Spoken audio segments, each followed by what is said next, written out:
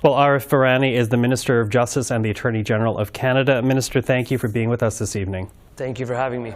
So with this bill, you're trying to address online harms, but in order to make that happen, you have to lean on service providers here. What kind of penalties will these providers face if they miss something or fail to comply outright? So the penalties are significant, but I want to be clear that it's on the regulated entities, which would be the platforms, right? So we're talking about sort of the Facebooks, the Twitters of the world.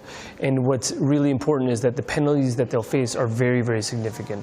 So they're required in there's 7 aspects of content that we're identifying as harmful.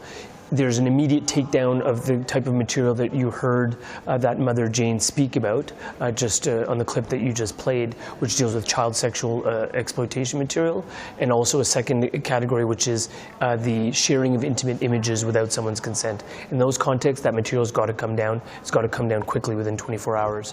In respect of other areas of content, there's a requirement on these platforms to ensure that they've got a digital safety plan in place, which shows how they're going to identify risk, how they're going to moderate that risk and try and reduce it and mitigate it. And lastly, they have to report back as to how well that is going.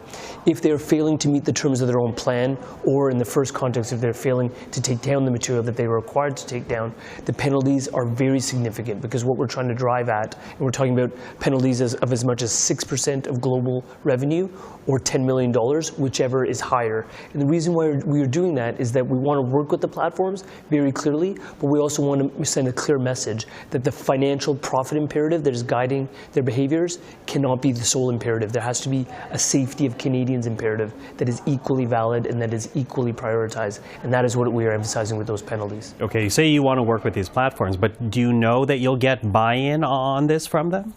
There are platforms that we've been working with. It's taken us about 3.5 years to get to this place, Michael. We've been working extensively on the bill, how to calibrate it, how to respect freedom of expression and promote the safety of individuals online. We've looked at foreign examples. We've worked with different groups and communities. We've definitely been working with the platforms all along. There are some that will undoubtedly be more willing to work with us. There are some that we may face more challenges. But what we're saying to them is that as Canadian parliamentarians, our job is to keep Canadians safe. That is my fundamental job as Minister of Justice. That is what we are going to do by leveling the playing field, ensuring that trust and safety at one entity isn't at a high level versus being at a low level at another. We need to have baseline standards for these platforms in terms of attenuating risk and in terms of taking down this most egregious content, which is the child sex exploitation that literally pedophiles and sexual predators are using to prey upon our children.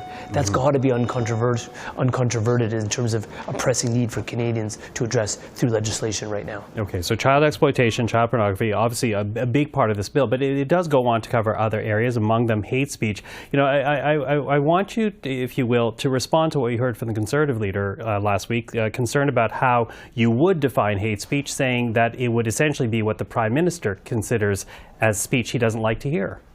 So I just say to that I'd urge all parliamentarians to look at the content of the bill and look at what we're talking about. We're talking about codifying a pre-existing definition of hatred. Hatred has been defined in Supreme Court jurisprudence for at least the last 11 years in a decision called Whatcott from 2013, where it talks about something that arises to detestation and vilification. It doesn't cover things like humiliating, offensive comments, things that are insulting. There's a lot of stuff out there that will remain out there, but things that hit the level of hatred, as defined not by me, not by the Prime Minister, but by the courts of this country, that is the subject of what we are trying to address through this legislation. Secondly, I would also say that who is the arbiter, right? That's a pressing question that Canadians should want to know the answer to, including CPAC viewers right now. Who's going to decide? In the main, when we're talking about hatred, that's going to be decided by the courts of this country, in whom I have infinite confidence, in the judiciary that represents this country. Secondly, there's going to be determinations made about the penalties to be imposed on platforms by a Digital Safety Commission. That is not the Government of Canada. That is something at arm's length from the government. And people will say, they may question, well, how are we going to ensure their arm's length and they're independent and they're objective? The head Digital Safety Commissioner for this entire country will be voted on in the chamber that is right behind me.